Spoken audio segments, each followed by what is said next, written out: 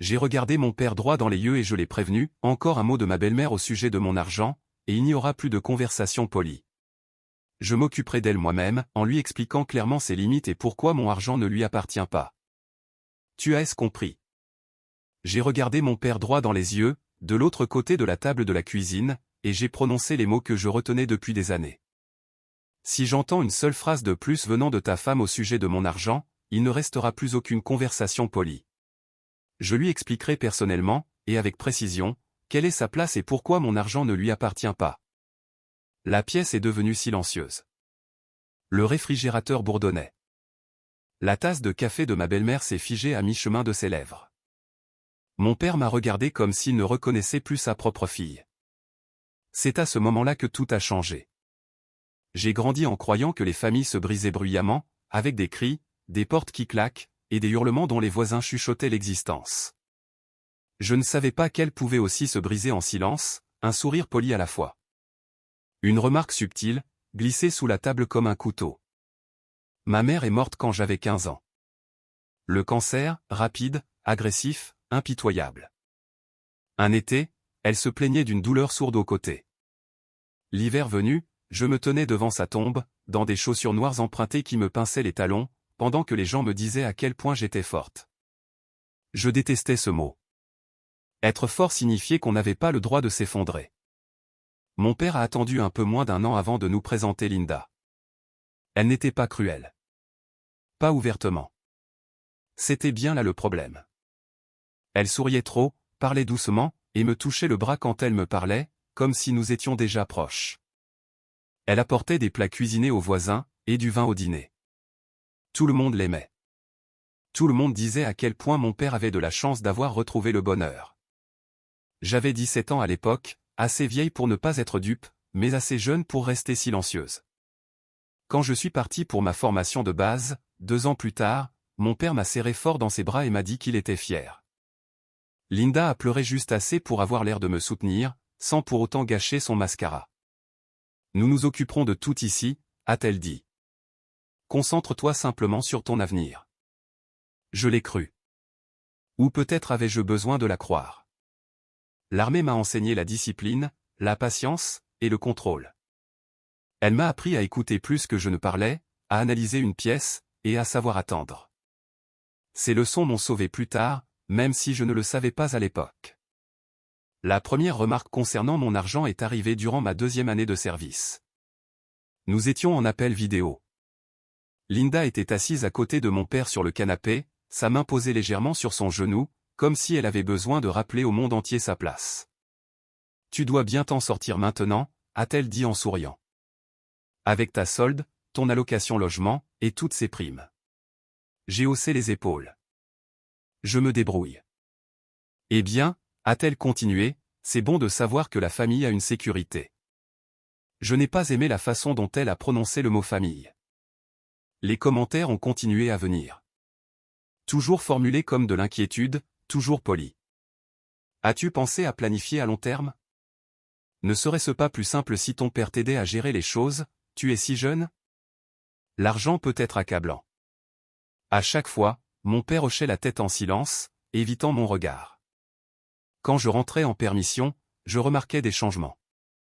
Le bureau de ma mère avait disparu, remplacé par une table en verre élégante que Linda trouvait plus propre. Le vieux classeur où ma mère gardait tout, des papiers d'assurance aux cartes d'anniversaire, s'était volatilisé. Quand j'ai posé la question, Linda a fait un geste de la main. « Oh, ces vieilles choses, nous les avons organisées. Tu n'as pas à t'inquiéter de tout ça. » J'ai commencé à m'inquiéter immédiatement. Un soir, après le dîner, Linda a apporté le dessert et a mentionné, l'air de rien, nous devrions vraiment parler de consolider les comptes. C'est tout simplement plus logique pour les familles. J'ai posé ma fourchette. Mes comptes vont très bien. Elle a souri, imperturbable. Bien sûr, c'était juste une idée. Cette nuit-là, je suis resté éveillé dans ma chambre d'enfant, fixant la trace pâle sur le mur où le calendrier de ma mère était autrefois accroché. Je me sentais comme une invitée dans un lieu qui avait été le mien. Le point de rupture n'est pas venu avec des cris. Il est venu avec de la paperasse. Une notification de la banque est arrivée sur mon email, alors que j'étais en service. Une alerte de sécurité de routine, une tentative d'accès, une vérification incorrecte. Je me suis figé. Personne n'avait mes informations à part moi. Quand j'ai appelé la banque, ils m'ont demandé si j'avais récemment autorisé quelqu'un à m'aider à gérer mes finances. Je ne l'avais pas fait. Ils ont mentionné une demande liée à l'adresse de mon père. C'est à ce moment-là que quelque chose s'est durci en moi. Je suis rentré en permission 2 semaines plus tard. Je n'ai pas accusé. Je n'ai pas élevé la voix. J'ai observé. Linda parlait plus que d'habitude des factures, des investissements, de combien il était coûteux d'entretenir la maison, et du fait que mon père méritait de se détendre après tout ce qu'il avait traversé. Finalement, elle l'a dit. Eh bien, ton argent fait vraiment partie de ce foyer, de toute façon. J'ai regardé mon père. Il ne l'a pas corrigé. C'est là que je me suis levé, que j'ai marché jusqu'à la table, et que j'ai dit les mots qui s'accumulaient dans ma poitrine depuis des années, calmement, clairement, sans colère. Si j'entends une seule phrase de plus venant de ta femme au sujet de mon argent, ai-je dit en le fixant dans les yeux, il n'y aura plus de conversation polie.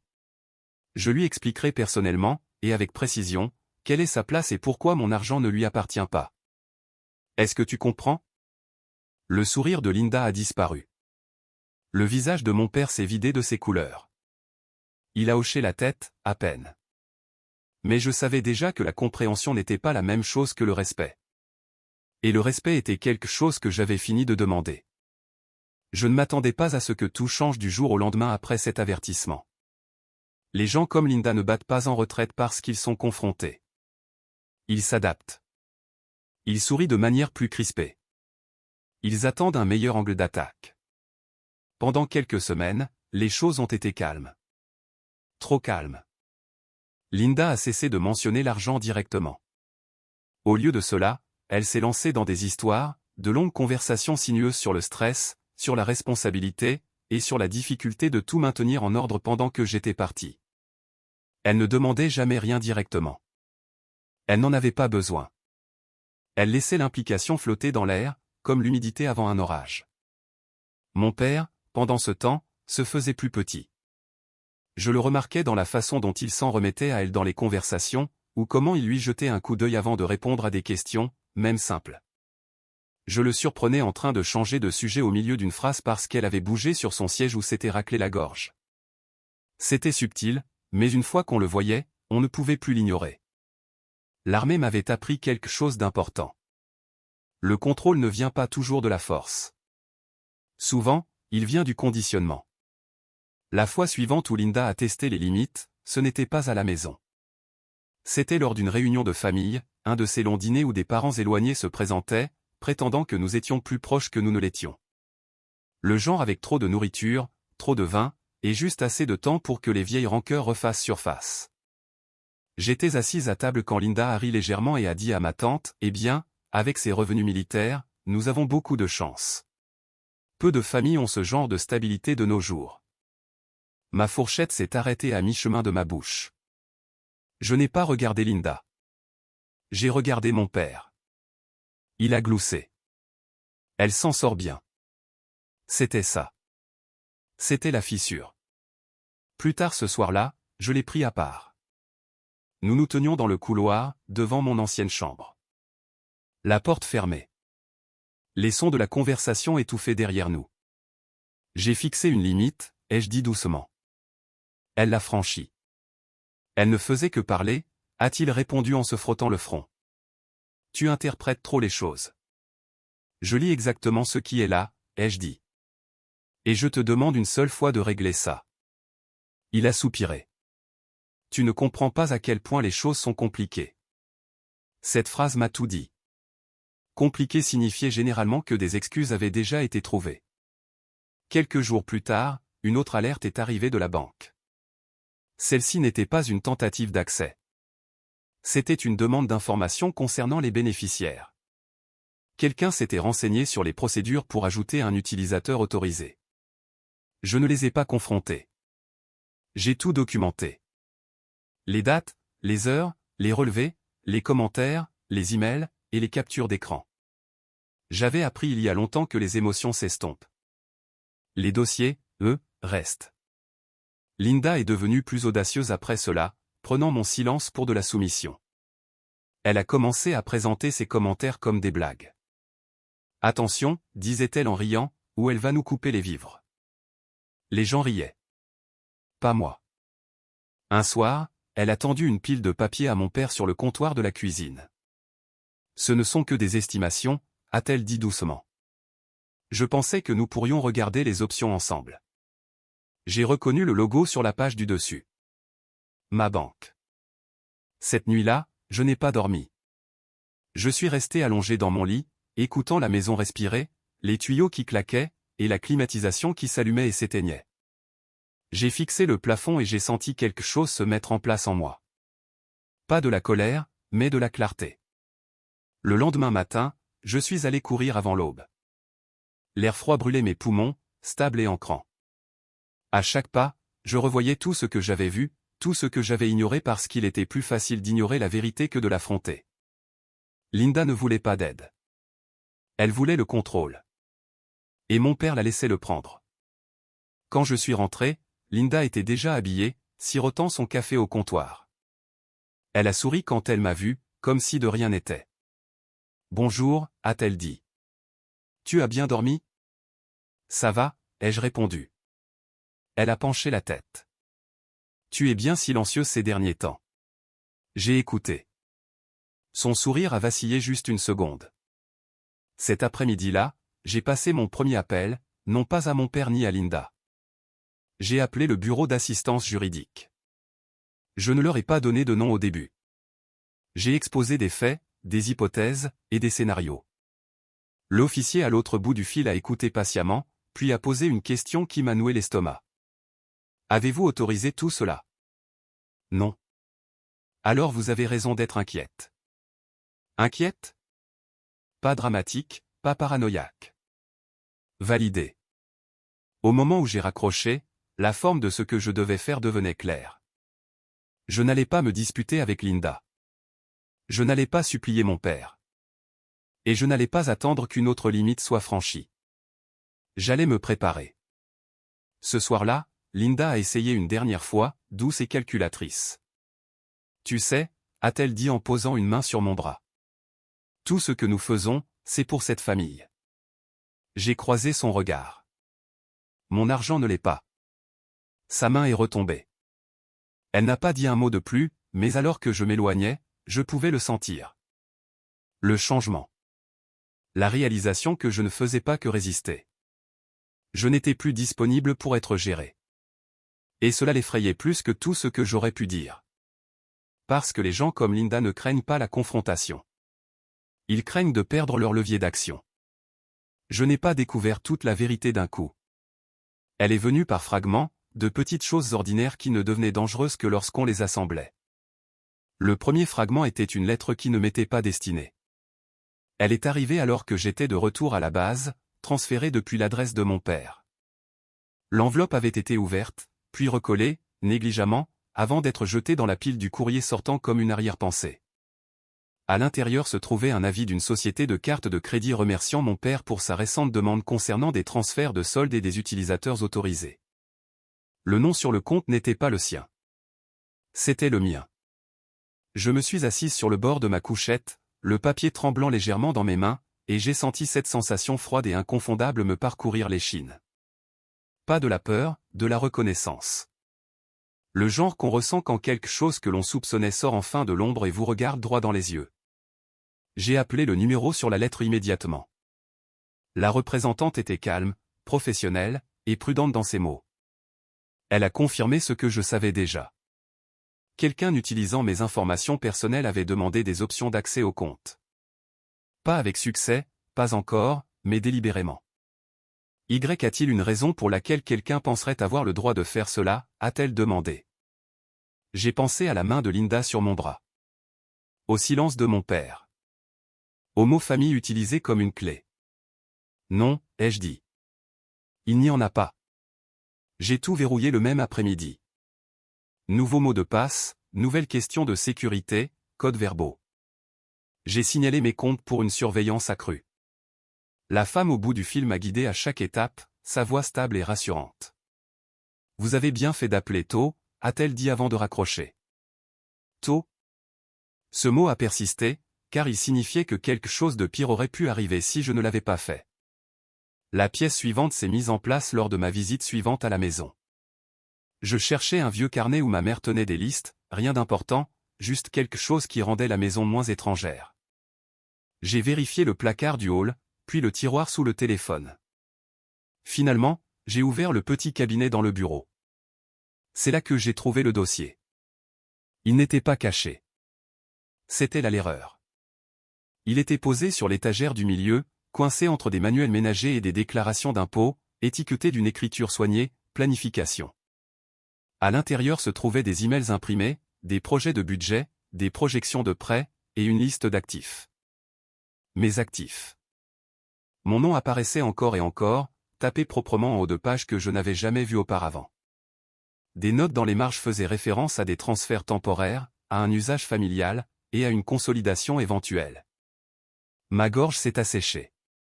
Je suis resté là, le dossier ouvert, écoutant le bruit de Linda qui s'activait dans la cuisine, le cliquetis des assiettes, l'eau qui coulait, la bande-son ordinaire d'une maison qui ne ressemblait plus à un foyer. Une page m'a glacé. Une note manuscrite pliée et glissée derrière un tableur. Elle ne dira pas non éternellement, disait la note. Une fois qu'elle comprendra la responsabilité, elle verra que c'est mieux ainsi. Il n'y avait pas de signature. Il n'y en avait pas besoin. J'ai refermé le dossier avec précaution, je l'ai remis à sa place, et je suis sorti du bureau sans faire un bruit. Mes mains étaient stables, mais mon cœur ne l'était pas. Au dîner ce soir-là, Linda a parlé de la hausse des coûts, de l'inflation, et de l'imprévisibilité de l'avenir. Elle parlait avec la cadence exercée de quelqu'un qui prépare le terrain, pas de quelqu'un qui demande la permission. Mon père hochait la tête.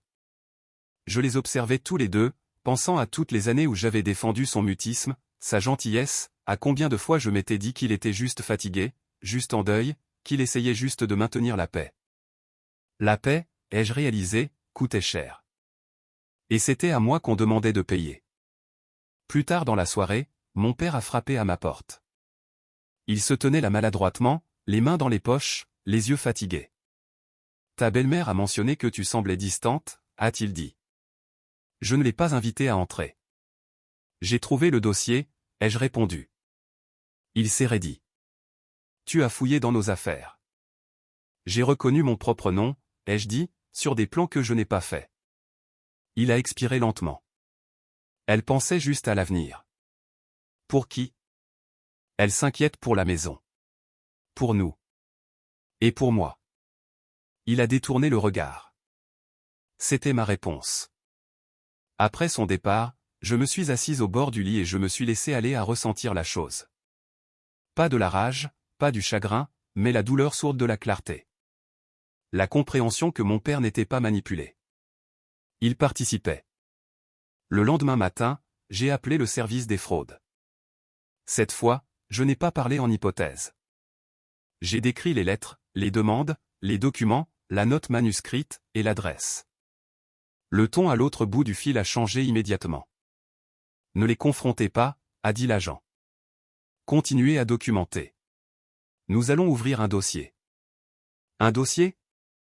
Cela semblait si petit, si officiel, mais cela avait du poids. Au moment où je suis retourné à la base, j'avais un système. Je scannais chaque document que je trouvais. Je photographiais les notes manuscrites. Je sauvegardais les emails et notais les conversations, les dates, les heures, et le phrasé exact. Je gardais des copies dans 2 endroits sécurisés. J'ai appris les lois qui s'appliquaient à mes comptes, à mon état, et à ma situation. L'armée m'avait appris à prévoir les imprévus. Alors, je l'ai fait. Linda a remarqué le changement avant mon père. Tu as été très occupé, a-t-elle dit lors d'un coup de téléphone, sa voix légère. Tu ne nous dis presque plus rien. Je suis concentré, ai-je répondu. C'est bien, a-t-elle dit. Nous devons tous faire notre part. J'ai failli rire. Au lieu de cela, j'ai mis fin à l'appel et ajouté ces mots à mon journal de bord. La pièce finale est arrivée de manière inattendue. Un email d'un agent de prêt envoyé par erreur à moi au lieu de mon père. Une simple excuse suivie d'une pièce jointe. Un projet de demande de prêt. La garantie listait des revenus futurs attendus. Les miens. C'est à ce moment-là que j'ai su. Ce n'était pas un excès de zèle. Ce n'était pas un malentendu. C'était une stratégie. Et les stratégies pouvaient être démantelées. Je n'ai pas beaucoup dormi cette nuit-là. Je suis resté éveillé, écoutant les sons familiers de la caserne, le rythme des respirations autour de moi, et le bourdonnement des néons. J'ai pensé à ma mère, à quel point elle avait été prudente, comment elle étiquetait tout, comment elle disait que la préparation était une forme d'amour. J'ai enfin compris ce qu'elle voulait dire. Au matin, le chagrin s'était transformé en détermination. Il pensait que mon silence signifiait la permission. Il pensait que ma distance signifiait l'ignorance. Ils avaient tort. Et bientôt, ils allaient apprendre exactement à quel point ils avaient tort. Je n'ai pas changé mon comportement tout de suite. Cela aurait été trop évident. Les gens qui s'arrogent le contrôle paniquent lorsqu'ils sentent une résistance, et la panique les rend négligents, mais seulement si vous les laissez d'abord se sentir en sécurité. Alors, je suis resté poli. J'ai répondu aux appels de Linda. J'ai répondu aux messages de mon père. J'ai souri pendant les conversations vidéo et parlé du travail sans partager de détails. J'ai demandé des nouvelles de la maison, de leur santé, des choses qui me faisaient paraître engagé, mais qui ne révélaient rien. À l'intérieur, je construisais quelque chose de précis. Chaque matin avant le service, je passais en revue mes notes, les dates, les heures, les relevés, le langage que Linda utilisait quand elle pensait être subtile, et les moments où mon père s'effaçait au lieu d'intervenir. Je traitais cela comme on m'avait appris à traiter le renseignement. Vérifier, corroborer, documenter. L'émotion était inutile ici. La structure ne l'était pas. J'ai ouvert un nouveau compte dans une autre banque, une que ma famille n'avait jamais utilisée. J'ai redirigé mes dépôts. J'ai placé des alertes sur chaque compte existant. J'ai gelé mon crédit. Lorsque les emails de confirmation sont arrivés, je les ai archivés dans un dossier intitulé simplement preuve. J'ai consulté à nouveau l'assistance juridique, cette fois avec des détails précis, des noms, des documents, et des captures d'écran. L'officier ne m'a pas interrompu. Quand j'ai fini, il s'est adossé à sa chaise et a croisé les mains. Ce n'est pas un malentendu, a-t-il dit calmement. C'est une tentative d'exploitation financière. L'entendre dire à voix haute m'a fait quelque chose. Cela a arraché la dernière couche de doute. Ce n'était pas une tension familiale. C'était une faute grave. Quelles sont mes options, ai-je demandé. Il les a exposées clairement. Recours civil, mesures de protection, escalade pénale si nécessaire. Il a insisté sur le choix et le contrôle.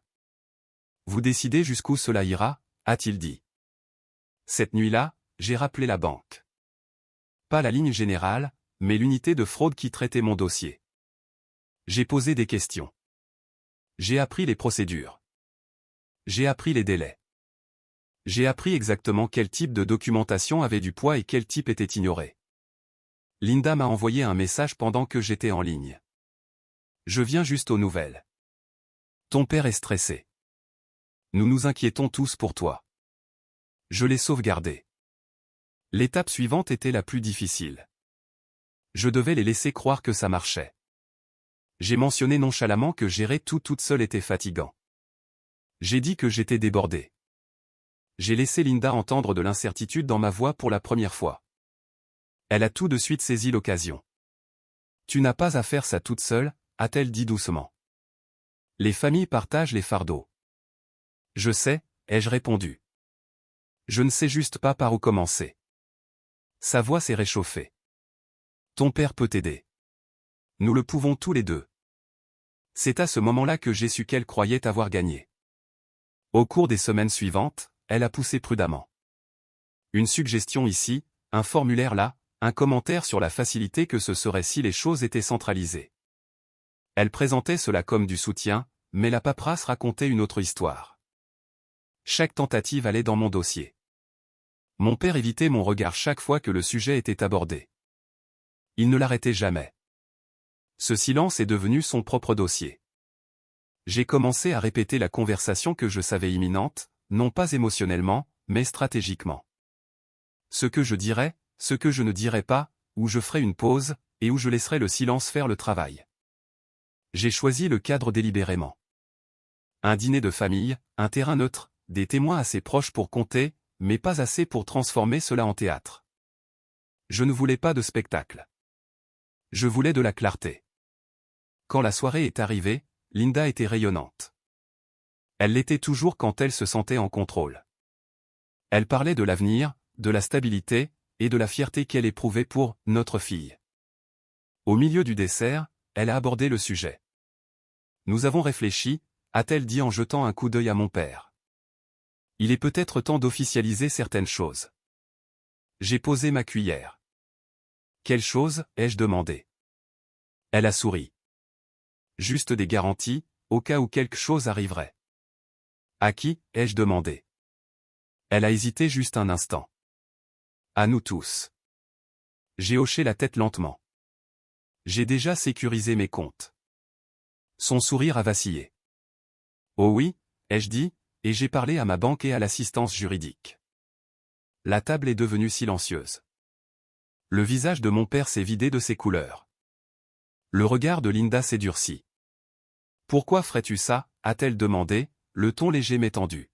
« Parce que quelqu'un a essayé d'accéder à mes finances sans mon autorisation », ai-je dit d'un ton égal. Elle a ri doucement. « Cela semble dramatique. »« C'est documenté », ai-je répondu. Silence. « Je vous avais prévenu », ai-je continué en me tournant vers mon père. J'ai fixé une limite. Il a dégluti. « Nous essayons juste d'aider. »« Vous essayez de décider pour moi », ai-je dit. Il y a une différence. Linda s'est adossée à sa chaise, son expression se refroidissant. Tu réagis de manière excessive. Non, ai-je dit, je suis préparé. Je n'ai pas élevé la voix. Je n'ai pas accusé. Je n'ai pas menacé. Je leur ai simplement fait comprendre que la version de moi qui restait silencieuse avait disparu. Après le dîner, Linda a essayé de me coincer dans la cuisine. Tu transformes ça en quelque chose de laid, a-t-elle dit sèchement. Ça l'était déjà, ai-je répondu. J'ai juste arrêté de faire semblant que ce n'était pas le cas. Elle m'a fixé, calculatrice. Tu penses avoir du pouvoir ici? Je sais que j'en ai, ai-je dit. C'était la première fois qu'elle avait l'air effrayée, parce qu'elle comprenait alors ce que mon père n'avait pas compris, que je ne bluffais pas et que je n'étais pas dans l'émotion. J'étais méthodique, et les gens méthodiques ne s'arrêtent pas une fois qu'ils ont commencé. Le dîner était l'idée de Linda. Elle présentait cela comme un geste de réconciliation, ce qui aurait dû être mon premier indice. Les gens qui vous font du tort ne cherchent généralement pas la paix, à moins d'essayer de regagner du terrain. Elle a suggéré d'inviter la famille élargie, une tante, un cousin à qui je parlais à peine et qui posait toujours des questions indiscrètes, et quelques amis de la famille qui se souvenaient de moi comme d'une enfant calme et me parlaient encore comme à tel. Ce sera sympa, a dit Linda au téléphone. Une chance de renouer. Nous sommes tous tellement stressés ces derniers temps. Stress, un autre mot qu'elle utilisait quand elle voulait dire levier. J'ai accepté immédiatement. Cela l'a surprise.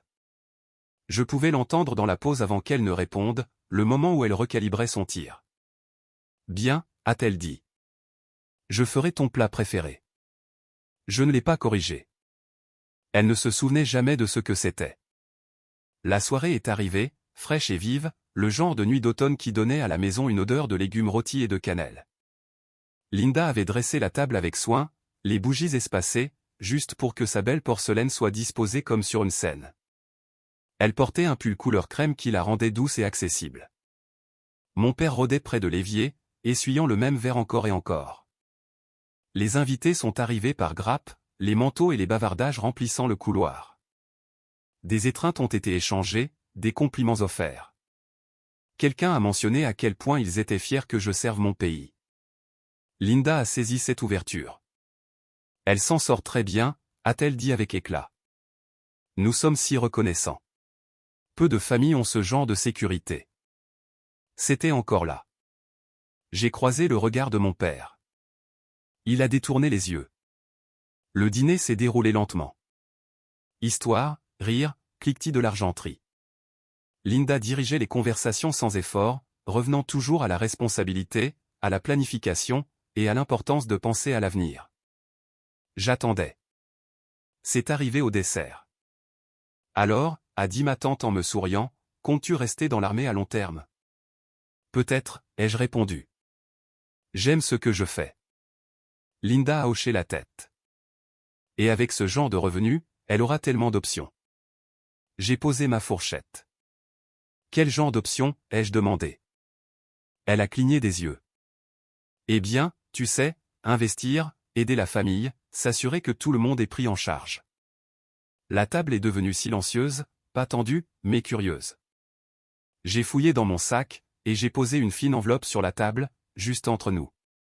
Les yeux de Linda se sont immédiatement posés dessus. Qu'est-ce que c'est, a-t-elle demandé. Un résumé, ai-je dit. De l'activité récente liée à mes finances. Mon père s'est raidi. Linda a ri légèrement. Est-ce vraiment le moment? Je pense que c'est le moment parfait, ai-je répondu. Puisque le sujet a déjà été abordé publiquement. Je n'ai pas ouvert l'enveloppe. Je n'ai pas fait glisser de papier sur la table. Je l'ai laissée là, fermée, sa présence plus lourde que tout ce qu'elle contenait. J'ai été contacté par ma banque, ai-je continué calmement. Il y a eu de multiples tentatives d'accès à mes comptes, des demandes d'informations, des projets de demande, aucune d'entre elles n'étant autorisée. La pièce est devenue très calme. Ma tante regardait de l'un à l'autre, incertaine. Quelqu'un s'est raclé la gorge. Cela ressemble à une erreur, a dit Linda rapidement. Les banques se trompent tout le temps. Pas comme ça, ai-je dit. Pas de manière répétée. Mon père a finalement parlé. Nous pourrons en parler plus tard. Je suis à l'aise pour en parler maintenant, ai-je dit. La mâchoire de Linda s'est crispée. J'ai ouvert un dossier, ai-je continué. Avec le service des fraudes, et j'ai consulté l'assistance juridique. C'était là, le changement, le moment où l'atmosphère a basculé. La main de Linda a tremblé alors qu'elle attrapait son verre d'eau. Elle a pris une gorgée, puis une autre, son sourire désormais rigide. C'est inutile, a-t-elle dit. Nous sommes une famille. C'est exactement pour cela que c'est important, ai-je répondu. Personne ne parlait. Les bougies vacillaient. Je me suis tourné vers mon père. Je t'avais prévenu. J'ai fixé une limite. Elle a été franchie. Il fixait son assiette. Je n'accuse personne ce soir, ai-je dit. Je vous informe. Il y aura bientôt une réunion avec des professionnels. Nous discuterons de la suite. Linda s'est adossée à sa chaise, son calme se fissurant juste assez pour révéler le calcul en dessous. Tu nous menaces. Non, ai-je dit, je vous donne de la clarté. Le reste du dîner s'est passé dans un brouillard. Les conversations reprenaient, forcées et maladroites. Les gens évitaient mon regard. Quand les invités ont finalement commencé à partir, Linda les a serrés fort dans ses bras, son sourire ne vacillant jamais. Pour quiconque regardait, cela ressemblait à une soirée réussie. Après le départ de la dernière voiture, Linda s'est tournée vers moi. « Tu m'as humilié » a-t-elle sifflé. J'ai dit la vérité, ai-je répondu. Tu as fait ça exprès. Oui. Mon père se tenait entre nous, les épaules affaissées. Peut-on juste se calmer? Je suis calme, ai-je dit. C'est bien là le point. Linda a ri, d'un rire aigu et cassant. Tu penses avoir gagné quelque chose? Je pense que tu comprends maintenant, ai-je dit. Et c'est suffisant pour ce soir. Elle a fixé l'enveloppe toujours posée sur la table. Qu'y a-t-il dedans? Tu verras, ai-je dit. À la réunion. Elle a ouvert la bouche pour argumenter, puis la refermer. Pour la première fois depuis que je la connaissais, elle avait l'air incertaine. Cette nuit-là, j'ai mieux dormi que je ne l'avais fait depuis des mois. Parce que le truc avec les moyens de pression, c'est ça, une fois qu'ils sont exposés, ils cessent de fonctionner. Et Linda le savait. La réunion était prévue pour 9 heures, un mardi. Pas à la maison, pas dans un café. Un terrain neutre, un bureau avec des murs en verre et de l'art neutre. Le genre d'endroit conçu pour empêcher les émotions de tacher les meubles. Je l'avais choisi délibérément. Les émotions brouillent les contours. Le papier les rend nets. Mon père est arrivé le premier. Il semblait plus vieux qu'une semaine plus tôt. Ses épaules étaient voûtées. Sa cravate était nouée trop serrée, comme s'il l'avait tirée ainsi pour se rappeler qu'il contrôlait encore quelque chose. Il a hoché la tête vers moi quand je suis entré, un geste raide et incertain. Linda est arrivée avec exactement 3 minutes de retard. Elle portait un blazer sombre et des talons qui claquaient sèchement contre le sol à chaque pas, annonçant sa présence comme si elle croyait encore que c'était une scène qu'elle pouvait commander. Elle a souri à la réceptionniste, aux certificats encadrés au mur, à tout le monde sauf à moi. Nous nous sommes assis. La médiatrice s'est présentée, puis l'avocate que j'avais engagée, calme, précise, une femme qui ne parlait que lorsque c'était nécessaire. J'ai remarqué que Linda regardait ses mains au lieu de son visage. Cela me disait quelque chose. Commençons, a dit la médiatrice. Je n'ai pas parlé en premier. Linda l'a fait. Tout cela est très dramatique, a-t-elle dit légèrement. Nous sommes ici à cause d'un malentendu. Mon avocate a fait glisser un dossier sur la table. C'est documenté, a-t-elle dit. Le sourire de Linda s'est crispé. La médiatrice s'est raclé la gorge. Peut-être devrions-nous commencer par les faits. Alors, nous l'avons fait. La chronologie, les dates, les tentatives d'accès, les demandes non autorisées, les projets de demande, et la note manuscrite. La garantie listant les revenus futurs attendus aux les miens. Chaque élément a été présenté calmement, méthodiquement, sans accusation, sans éclat de voix. Juste des faits. Mon père fixait droit devant lui, la mâchoire serrée. Linda bougeait sur sa chaise, croisant et décroisant les jambes. Cela ne prouve pas l'intention, a-t-elle dit. Les gens planifient. Les familles planifient-elles pour l'argent des autres, a demandé mon avocate. Silence. La médiatrice s'est tournée vers moi. Quel résultat recherchez-vous? J'ai pris une respiration. J'avais répété cela, pas les mots, mais la stabilité. Premièrement, ai-je dit, une reconnaissance formelle que mes finances sont les miennes uniquement. Pas d'accès partagé, pas de demande, pas de planification future sans mon consentement écrit. Linda a ouvert la bouche, puis l'a fermée. Deuxièmement, ai-je continué, une déclaration signée confirmant que toutes les tentatives antérieures d'accès ou d'utilisation de mes comptes étaient non autorisées. Mon père a tressailli. Troisièmement, ai-je dit, un engagement selon lequel mon nom, mes revenus, et mes revenus futurs attendus ne seront utilisés dans aucune discussion financière, demande, ou représentation à l'avenir. Linda s'est penchée en avant.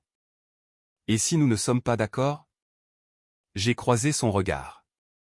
Alors le dossier de fraude suit son cours. La pièce est devenue très silencieuse. Mon père a finalement parlé. Tu nous ferais ça? Je l'ai regardé. Je l'ai déjà fait pour me protéger. Il s'est frotté le visage avec ses deux mains. Nous essayons juste de rendre les choses plus faciles. Pour qui, ai-je demandé? Il n'a pas répondu. La médiatrice est intervenue doucement. Il existe des alternatives à l'escalade. Un règlement, des limites. C'est ce que je propose, ai-je dit. Linda a ri doucement. Tu apprécies ça? Non, ai-je répondu. J'y mets fin. Elle s'est tournée vers mon père. Tu vas la laisser faire ça? Il a hésité. Cette hésitation, l'espace où il aurait dû me défendre des années auparavant, était toute la confirmation dont j'avais besoin. Mon avocate a placé un autre document sur la table. Ceci décrit les termes, a-t-elle dit.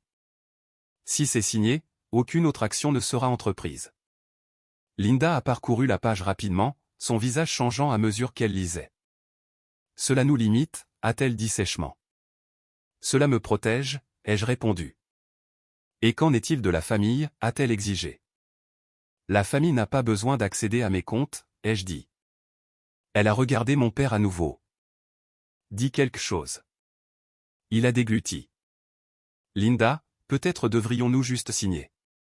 Sa tête a claqué vers lui. Après tout ce que j'ai fait pour toi. La médiatrice a levé la main. Gardons cela productif. Linda s'est adossée, son calme se fissurant. Tu l'as choisi elle plutôt que moi. Mon père fixait la table. Je choisis d'empêcher que cela n'empire. Elle a ri, un rire amer et tranchant. Tu fais toujours ça. tu bats en retraite. Je les regardais, détachés, comme si j'observais un schéma enfin visible de l'extérieur. Je ne vous demande pas de choisir un camp, ai-je dit. Je trace une ligne. La médiatrice a fait glisser le stylo sur la table. Linda ne l'a pas pris. Mon père l'a fait. Attends, a-t-elle dit. Si nous signons ceci, que se passe-t-il? L'affaire s'arrête ici, a répondu mon avocate. Pourvu qu'il n'y ait pas d'autres violations. Les doigts de Linda se sont recroquevillés dans sa paume. Et si nous ne le faisons pas? Alors la documentation est transmise, ai-je dit. Aujourd'hui. Elle m'a regardé. Vraiment regardé, pour la première fois sans calcul. Tu penses être si discipliné, a-t-elle dit doucement. Si contrôlé? Je le suis, ai-je répondu. C'est pour ça que ça marche. Elle s'est détournée, la mâchoire serrée. Mon père a signé en premier. Le bruit du stylo sur le papier était plus fort que ce à quoi je m'attendais. Linda a fixé le document pendant un long moment, puis a arraché le stylo et a signé d'un trait vif et colérique. La médiatrice a rassemblé les papiers. Merci, a-t-elle dit. Nous allons finaliser cela. Alors que nous nous levions, mon père s'est attardé. Peut-on parler, a-t-il demandé doucement. J'ai secoué la tête. Pas aujourd'hui. Linda est passée devant nous sans un mot, ses talons résonnant dans le couloir, chaque pas lourd de quelque chose qui ressemblait à la défaite. Dehors, l'air était frais et clair. J'ai pris une respiration et j'ai senti quelque chose se desserrer en moi. Pas exactement du soulagement, mais de l'achèvement. Je n'avais pas gagné. J'avais conclu. Et parfois, c'était mieux. Le silence qui a suivi était inconnu. Pas le genre gênant qui suivait les disputes, ou le calme cassant qui s'installait sur une pièce quand quelqu'un refusait de s'excuser. C'était différent. C'était propre, inoccupé, comme un espace qui avait enfin été débarrassé de meubles que l'on n'avait jamais choisis en premier lieu. Je suis retourné à la base 2 jours plus tard. Le trajet était long, s'étendant à travers des autoroutes plates et le brouillard du petit matin. J'ai gardé la radio éteinte. Je voulais entendre mes propres pensées, tester comment elles sonnaient maintenant que je ne me défendais plus constamment dans ma tête. Elles étaient plus calmes. Mon père a envoyé un seul message cette semaine-là. Juste quelques mots. J'espère que tu vas bien. Je n'ai pas répondu. Pas parce que j'étais en colère. La colère aurait demandé une énergie que je ne voulais plus donner. Mais parce que le message était incomplet, l'espoir sans la responsabilité n'était qu'une autre forme d'évitement. J'avais passé des années à combler les vides pour lui. J'avais fini de faire ça. Linda n'a pas donné signe de vie du tout. J'ai appris plus tard, par un parent qui pensait encore que les mises à jour étaient utiles, qu'elle racontait aux gens que j'étais devenue froide, que l'armée m'avait changé, et que j'avais transformé l'argent en quelque chose de laid. Je l'ai laissé avoir cette histoire. Les gens comme Linda ont besoin de récits. Ils ont besoin d'être lésés, incompris, diminués par des forces indépendantes de leur volonté. Je n'avais pas besoin de la corriger. Quiconque comptait avait déjà assez vu. Ce qui m'a le plus surprise, c'est à quel point la maison me manquait peu.